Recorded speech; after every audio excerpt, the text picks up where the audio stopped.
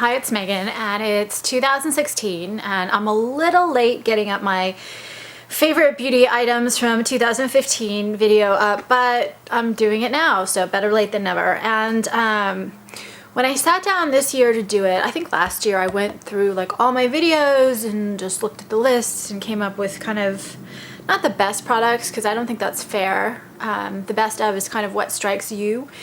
And this year, I didn't even look. I thought, you know, this is an emotional thing. The best products that, well, I don't know. How can you do the best products, right? Well, how do you judge best? But I can say my favorite products for 2015. So these are definitely not the best products. These are just the things that as I sat down and I reach for every day and just love and whatever else. These are the products that came on my list of 10, and 10 is really short. And I didn't even do whole lines. I just did, if I did like a lipstick, I did a color.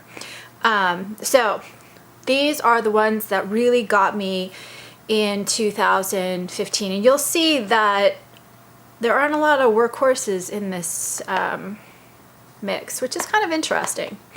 So the first one is the Guerlain's Meteorites Holiday. So meteorites are one of those things that I don't ever want to do without. I would do without foundation and concealer before I would do without meteorites. I do not like the packaging of the Holiday. I think it's a little, I don't know. I don't want to say cheap, because Guerlain, of course, doesn't do cheap very much, but it's just kind of not my thing. And you have the little thing inside. I just love these. They just make me glow, and I tend to, for whatever reason, be slightly biased towards the glow powders, whatever else, that are a little cool toned. And this one was a little cool toned. It had some gold in it, so it wasn't totally cool toned. But I just love this particular version of Meteorites.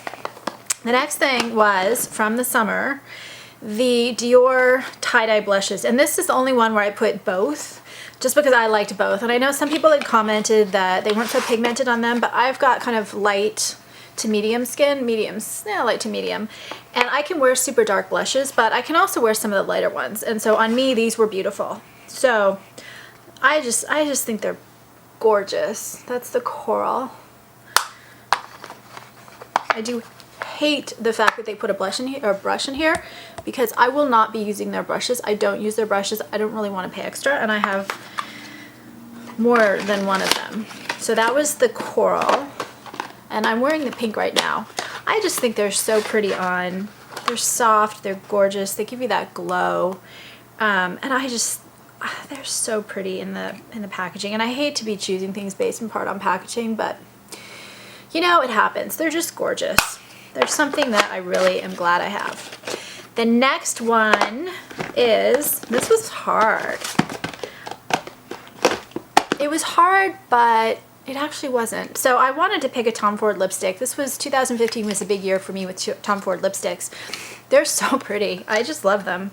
I hate the price, but I love the lipsticks.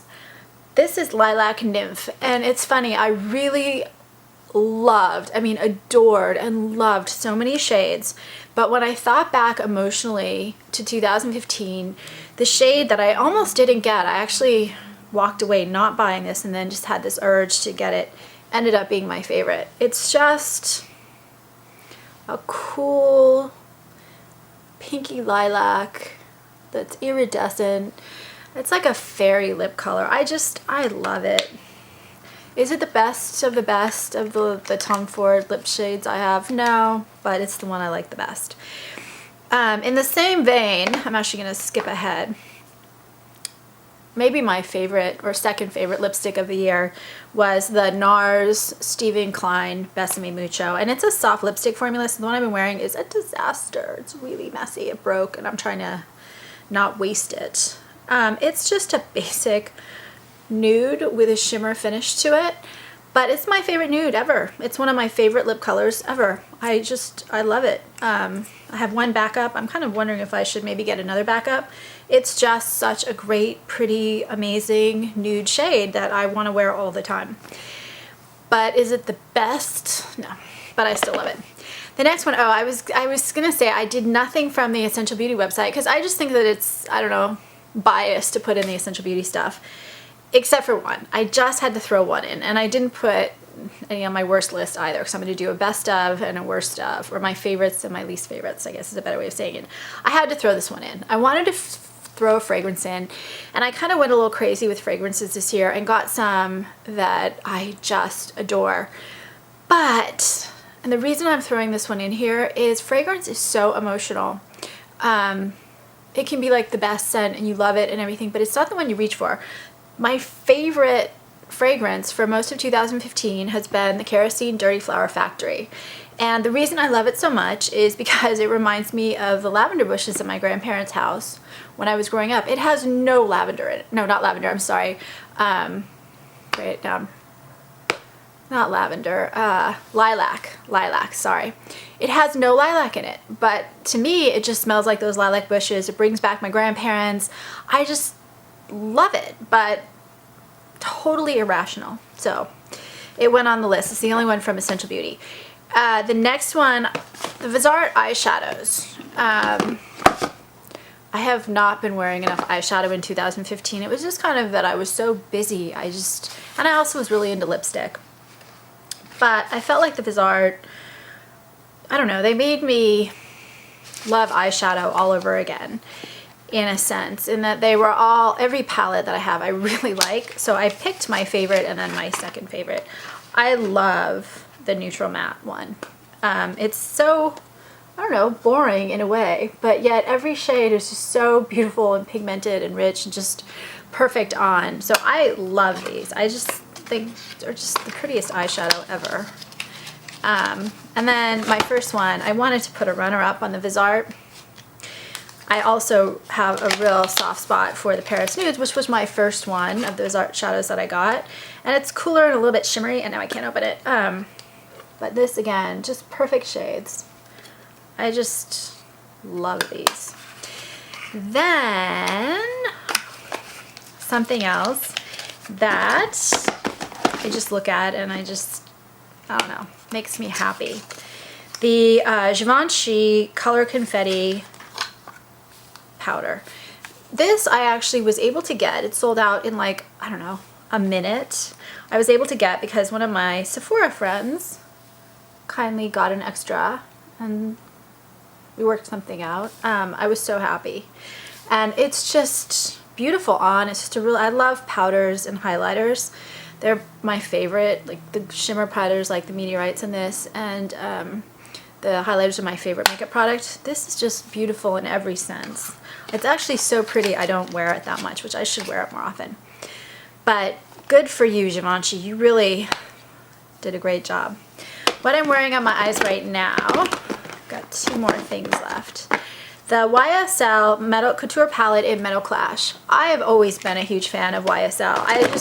I think that their makeup has been really, really pretty, and sometimes the quality was a little spotty.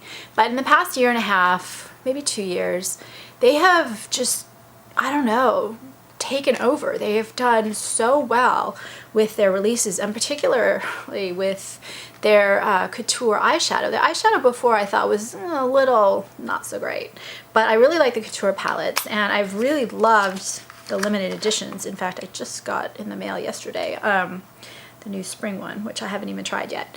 But this one is probably one of my favorite eyeshadow palettes ever, and it's what I'm wearing. I just did a really simple, it's a Sunday, I'm tired today, I didn't want like a big makeup look. This is just super simple, the gold, a little bit of the plum, a little bit of the brown, a little bit of brown lining, and a little bit of this highlight shade. I didn't use the red today because I wasn't adventurous. It's just so perfectly pretty and gorgeous and usable and flexible and versatile and just special, just beautiful. I love this eyeshadow palette. Adore. Then two lipsticks. I'm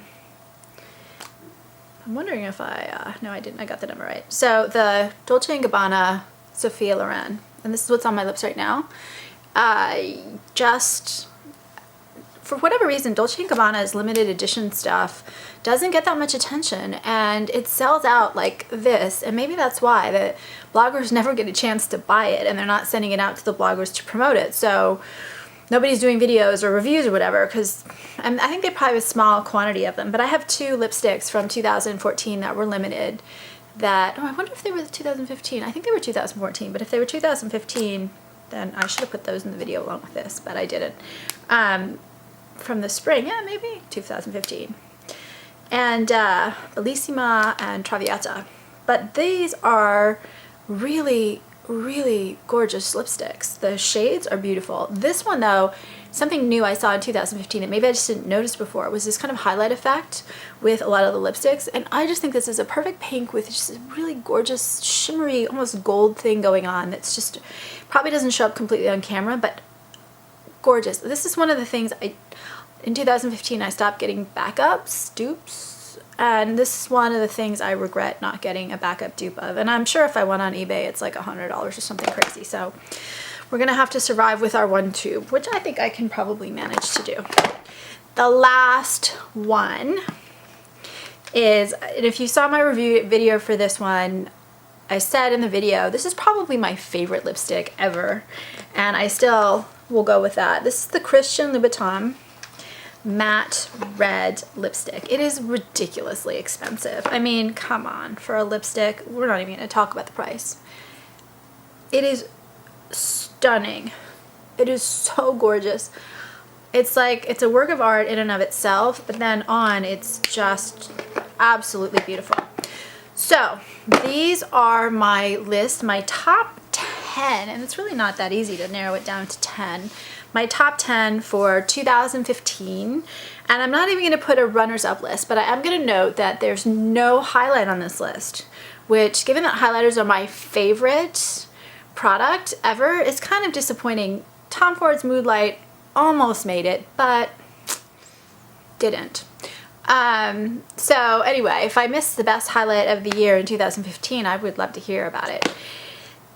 The other thing I would note is that a lot of these were limited editions, and so my goal for 2016 is to not spend so much on makeup, spend less, yes. But also, I'm really going to be focusing on limited editions, since as I look through a lot of these, it's not 100%, but a lot of them are limited editions. So maybe, I don't know, maybe the brands are just stepping up and really doing their gangbuster products in those limited edition ones. I don't know, maybe I had a good year of limited editions. Anyway, Happy New Year for 2016, and please subscribe on YouTube. Thanks for watching.